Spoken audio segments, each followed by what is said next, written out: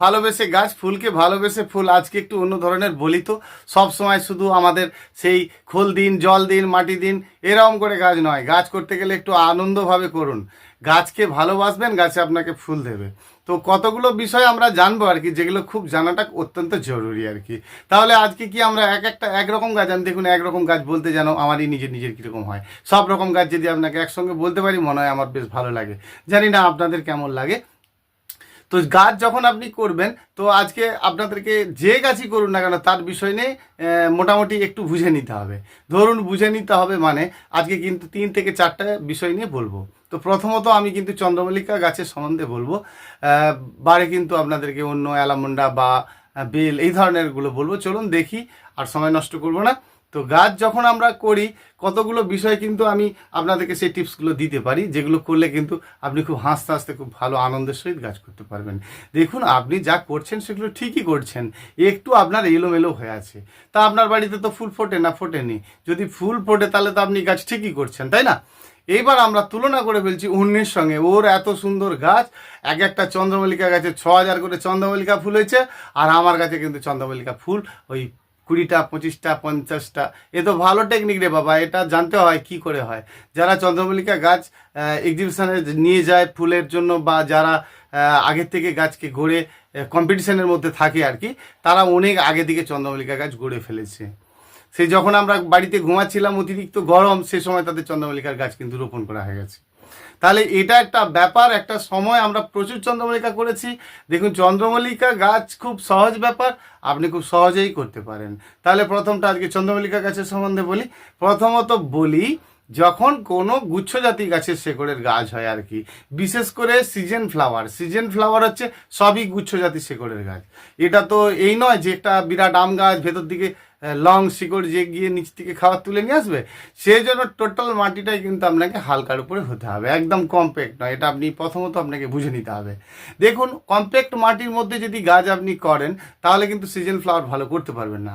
কারণ season flower করতে গেলে আপনাকে একটু হালকা ফুলকা মাটি দরকার হয়। দেখুন যখনই আপনি গাছ করবেন, সে ভার্মি কম্পোস্ট দিন, বালি দিন, সেটা মোটামুটি আপনারা জেনে গেছেন যে আমাদের 30-40 এরকম একটা কম্পোজের ভাগ রাখেন। তো শুধু দয়া করে একটি কথাই বলবো, যারা সদ্য কারণ গাছ করবেন আর কি, ধরুন চন্দ্রমল্লিকা গাছ যারা করেছে তাদের এখনই ফুল হওয়ার মতো হয়ে গেছে, কারো কাছে কুড়ি এসে গেছে। এবার আপনি এখন চিন্তা করছেন যে শীতকালে কতগুলো ফুল হবে, চন্দ্রমল্লিকা, dahlia, pompom, inca, aster, salvia, torenia, gazania, petunia, নানান কিছু, কত কিছু নাম বলবো আপনাদেরকে। তো যখন সিজন ফুলের গাছ নিতে চাইবেন, এই দুর্গাপূজার পর থেকে সিজন গাছ পেয়ে যাবেন, বিভিন্ন ধরনের গাছ, নতুন প্রজাতির গাছ পেয়ে যাবেন। সব ধরনের সিজন গাছ করি আমি, একক ভ্যারাইটি নিয়ে কখনোই বিজনেস করি না। তো সেই জন্য যখনই আপনারা সিজন গাছ করবেন বা ডালিয়া, চন্দ্রমল্লিকা করবেন, তো তার কতগুলো পদ্ধতি মেনে নিন, মানে বুঝে নিন। তো মূল কথা হচ্ছে, এখন চন্দ্রমল্লিকা গাছ আপনি রোপণ করবেন, এই যে দেখতে পাচ্ছেন চন্দ্রমল্লিকার গাছগুলো কিরকম বাচ্চা ছোট গাছ, কোথায় গ্রোথি গাছ কোথায়। আমি আপনাকে বলছি খুব সুন্দর গাছ গড়ে তুলুন এই গাছগুলো। দেখুন একটা ব্যাপার আছে, ভ্যারাইটি যখন হবে না, তখন ওরকম বিরাট গাছ হয়ে যাবে না। এটা টপ কোয়ালিটির ভ্যারাইটি, ছোট গাছের উপরে বলছে থাইল্যান্ড চন্দ্রমল্লিকা। তো থাইল্যান্ড চন্দ্রমল্লিকা তো সবই চন্দ্রমল্লিকা, বড় চন্দ্রমল্লিকা, ছোট চন্দ্রমল্লিকা, মাঝারি চন্দ্রমল্লিকা।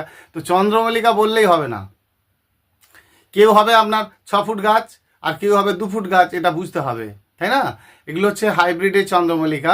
তো হাইব্রিডের এই চন্দ্রমল্লিকা আপনারাও করতে পারেন। থাইল্যান্ড চন্দ্রমল্লিকা এটা কিন্তু এই শীতে ফুলটা হয়ে যাওয়ার পরেই শেষ কথা নয়। এই গাছকে বাঁচিয়ে রাখা যায়, কাটিং করে আবার ফুল করা যায়। এটা আপনারাও করেন নিশ্চয়ই, শুধু চন্দ্রমল্লিকা নামেই গাছ কিনে ফেলেন, সেই জন্য বাকিটা বুঝতে পারেন না। তো পুনার চন্দ্রমল্লিকাও খুব সুন্দর চন্দ্রমল্লিকা, অনেকগুলো কালার পাওয়া যায়, অনেক ভ্যারাইটি পাওয়া যায়। তো পুনার চন্দ্রমল্লিকা করতে পারেন, বা আপনারা এই থাইল্যান্ড চন্দ্রমল্লিকা করতে পারেন। এমনি তো আপনারা করেন বড় চন্দ্রমল্লিকা, মানে স্নোবল টল ইত্যাদি। দেখুন স্নোবল একটাই নাম, এগুলো আমরা সব গুলিয়ে ফেলছি আর কি। স্নোবল, সোনার বাংলার নানান রকম নাম আপনারা করেন, মোটামুটি বোধহয় জানেন। সে যাই হোক, তাহলে আমরা একে তো আপনার সময় চলে গেছে চন্দ্রমল্লিকা গাছ করার, সত্যি কথা বলতে, কারণ আপনার হাতে আর সময় নেই। এ তো পিটুনিয়া গাছ নয়, 1 মাস আগেও লাগিয়েছেন, ফুল হচ্ছে, এখনও লাগাবেন, আবার গিয়ে ফুল হবে, গ্রীষ্মকাল পর্যন্ত ফুল হবে। এটা পিটুনিয়া গাছ নয়। দেখুন আমি সিজন ফ্লাওয়ার মানে ভালো রকমভাবে পুক্ত সিজন গাছ নিয়ে। অর্থাৎ আমি আপনাকে একদম ক্লিয়ার কাট বলতে পারি যে সিজন গাছের কী করা উচিত, বা আপনাদের পাশাপাশি নার্সারি কোথাও যদি থাকে তার জেনে নিতে পারেন, কারণ একটা সময় আছে আর কি। চন্দ্রমল্লিকা এই সময় আপনারা অবশ্যই করবেন। ফুল কিন্তু আপনি লক্ষ্য চেষ্টা করলেও এত আর করতে পারবেন না। তো চন্দ্রমল্লিকা গাছ আপনারা এখন রোপণ করুন। করতে চাইলে সবসময় যেমন করছেন আর কি, ভার্মি কম্পোস্ট দিচ্ছেন, তাতে অল্প বালি দিচ্ছেন, দিতে পারেন। সিজন ফ্লাওয়ারের ক্ষেত্রে সেটা মেনে নেবে, কিন্তু সব গাছের ক্ষেত্রে একই অ্যাপ্লাই করবেন সেটা কিন্তু হবে না। সিজন গাছ অল্প দিনের গল্প, এই হবে আর চলে যাবে, তাহলে আপনি কিন্তু সিজন ফ্লাওয়ার গাছ এইভাবে করতে পারেন। দেখুন, আমি আপনাকে আবার বলতে পারি যে আমরা করেছি চন্দ্রমল্লিকার বড় ভ্যারাইটি, কিন্তু আবার ঘুটে এরকম বড় বড় ঘুটে ফুটে এগুলো পছন্দ করে না, কিন্তু চন্দ্রমল্লিকার পমটা এটা আবার ভীষণ পছন্দ করে। যে ছোটো ছোটো দানা, যদি এমনি যে ঘুটেগুলো হয় আর কি, ছোটো ছোটো করে কেটে কেটে একটা ঘুটেকে আপনি 6 পিস করে মাটির সঙ্গে মেখে রোপণ করুন, দেখবেন আপনার ভালো হয়ে যাবে। দেখুন, চন্দ্রমল্লিকার বিশেষ কিছু রোগপত্র কিন্তু হয় না, কয়েকটি রোগ আর কি, দেখবেন সাদা সাদা পোকাগুলো মাঝে মাঝে জড়িয়ে থাকে। এইগুলোর পেছনে একটু ধ্যান দেবেন। এগুলো আপনারা মোটামুটি আপনাদের বাড়িতে ওষুধপত্র আছে, গাছ করেন মানে ওষুধ তো আছেই, তো সেই জন্য এই ওষুধ মানে আপনারা টুকটাক যেমন একতারা সিতারা অ্যাডমার এই টুকটাক দিয়ে যান, চলে যাবে, এতেই কাজ হবে। অত ওষুধ কেনার থেকে আপনি বাড়িতে একটা সোনাটা ওষুধ কিনে রেখে দিন, দেখবেন সব রকমের কাজগুলো হবে। হ্যাঁ, এবার মূল কথা যেটা আপনাদেরকে জানতে হবে যে চন্দ্রমল্লিকাকে ভালো করতে গেলে, তো প্রথম দিকে গ্রোথ করতে গেলে, অনেক অনেক ফুল নিতে গেলে কি করতে হবে। তো আপনি যদি 12 মাসি চন্দ্রমল্লিকা গাছগুলো করতে পারেন, যেগুলো দেখছেন, তো এই চন্দ্রমল্লিকার গাছ আপনারা এই সময় করলে আবার আপনি পরের বছরের থেকে আবার ডগা কেটে চারাও তৈরি করতে পারেন, সহজ ব্যাপার। তো চন্দ্রমল্লিকা চারা করাটা এমন কিছু কঠিন ব্যাপার না, আপনি টুক করে ছোটো করে এরম 4 ইঞ্চি সাইজ করে ডগা কেটে আবার ব্লেড দিয়ে বালিতে রোপণ করে দিন, না হয়ে যাবে। 6-7 দিন একটু ছাওয়াতে রাখবেন। হ্যাঁ, এবারে যে কথায় আসি, কিসের উপরে জোর দেবেন আর কি, আপনি ফাঙ্গিসাইড ওষুধের উপরে জোর দেবেন, আর মাটিকে সপ্তাহে অন্তত একটা বার এলোমেলো করবেন, এটার পেছনে জোর দেবেন। আপনার মাটি ভেজা আছে, আপনি এলোমেলো করছেন, খুব ভালো। তো মাটি এলোমেলো করছেন, তারপরে আবার জল কেন দিচ্ছেন? মাটি আপনি এলোমেলো করলেন কেন? শুকনো করার জন্য। সেটা আপনার শুকনো হলো নি, আপনি এলোমেলো করলেন, আবার জল দিলেন, এটা প্রথম ভুল। এইবার আপনি চন্দ্রমল্লিকার গাছ একটি রোপণ করেছেন, আপনার ছোটোতে গিয়ে আঘাত হয়ে গিয়ে মাথায় 4টে ফুল, 6টা 8টা 10টা ফুল, এটা কীরকম হলো? চন্দ্রমল্লিকা গাছ করতে গেলে 8 টাইম, মানে চন্দ্রমল্লিকার পম্পম ভ্যারাইটি করতে গেলে যদি বল শেপের করতে চান 8 টাইম পিঞ্চ করতে হবে। 8 বার পিঞ্চ করার পরে কিন্তু আপনার গাছ অটোমেটিক বল হয়ে যাবে। এটা জানেন কি না জানি না, পিঞ্চ করতে হয় এটা জেনেছেন। 8 বার পর পিঞ্চ করবেন, দেখবেন আস্তে আস্তে ছাতা তৈরি হয়ে যাবে। তো কখন থেকে কোথায় পিঞ্চ আপনি করবেন, এটা একটা কঠিন ব্যাপার। পিঞ্চ করতে হয় মানে পিঞ্চ করে দেবেন যখন তখন, এটা করবেন না। গাছ আপনার রোপণ করেছেন, প্রথমত এক চাকর কথার অর্থ 9 ইঞ্চি, ঠিক আছে?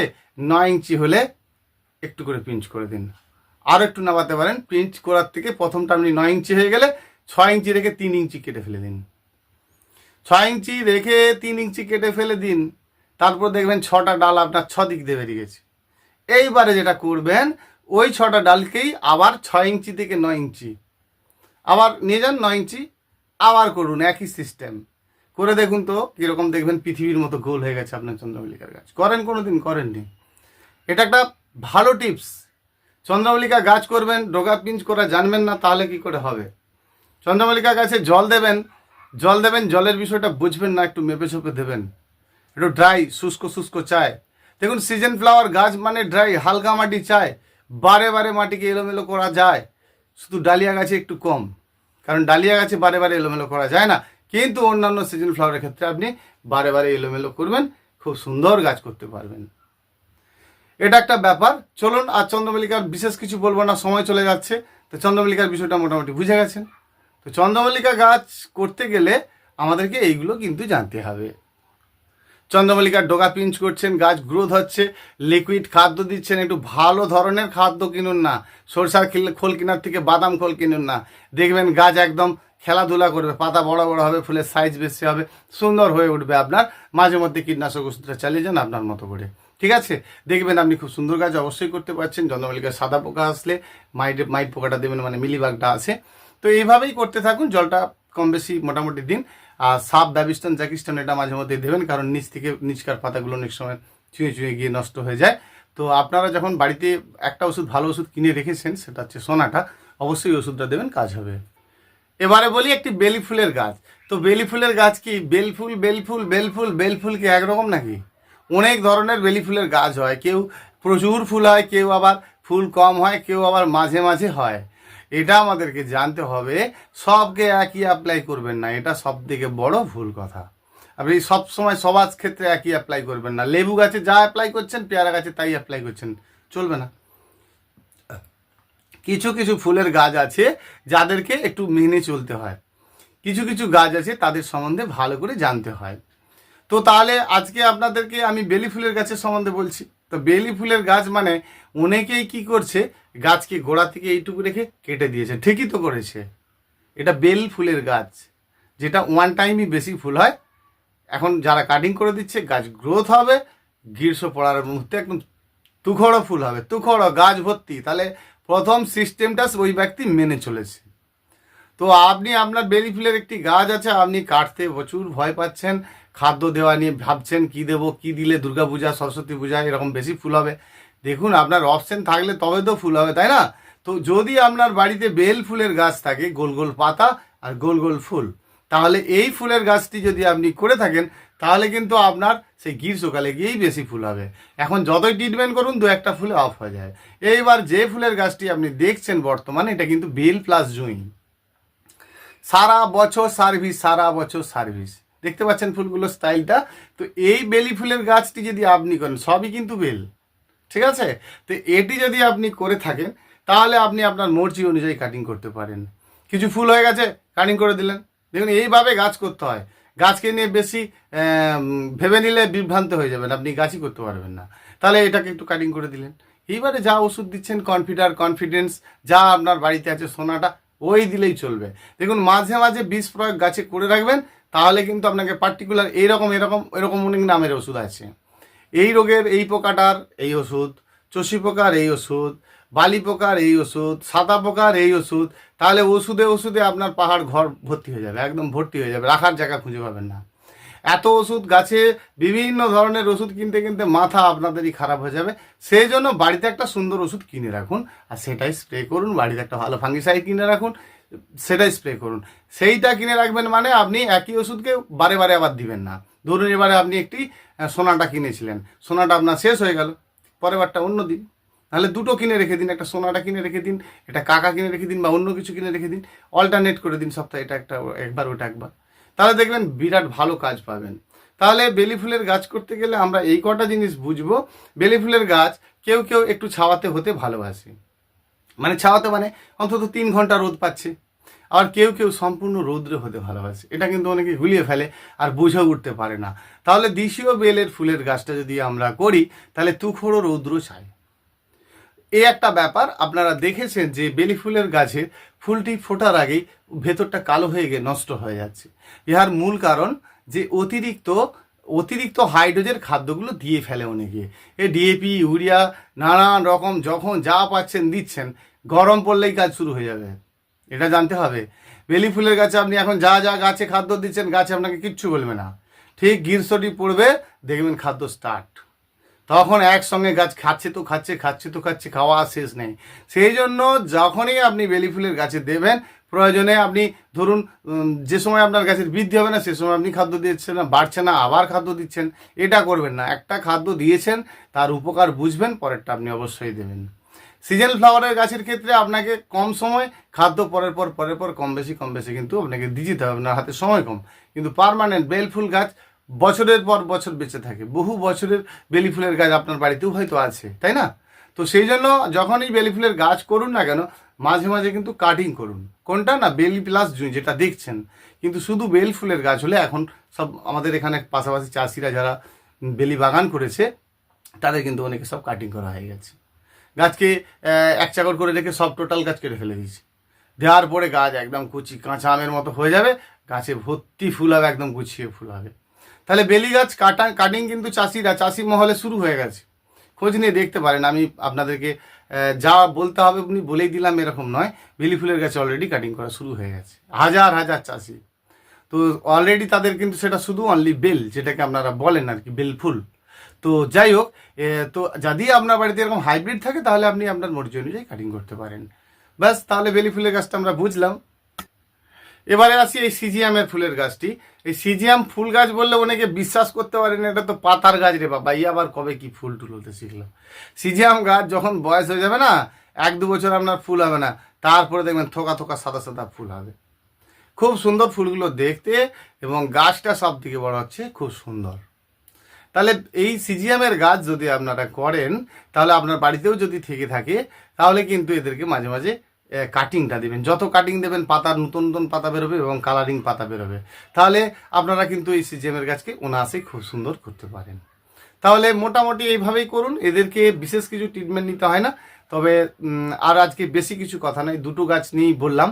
তো মূল কথা হচ্ছে আপনার চন্দ্রমল্লিকা বিষয় নিয়ে বলেছি, কিন্তু আদার্স এটাও আপনারা বুঝলেন যে এমনি এইসব গাছে কিন্তু ফুলও হয়। আমরা অনেকে গুলিয়ে ফেলি যে এরা কি ফুল হবে, তো সেই জন্য আমাদেরকে এগুলো একটু জানতে হবে, এদের ফুল হবে কি হবে না।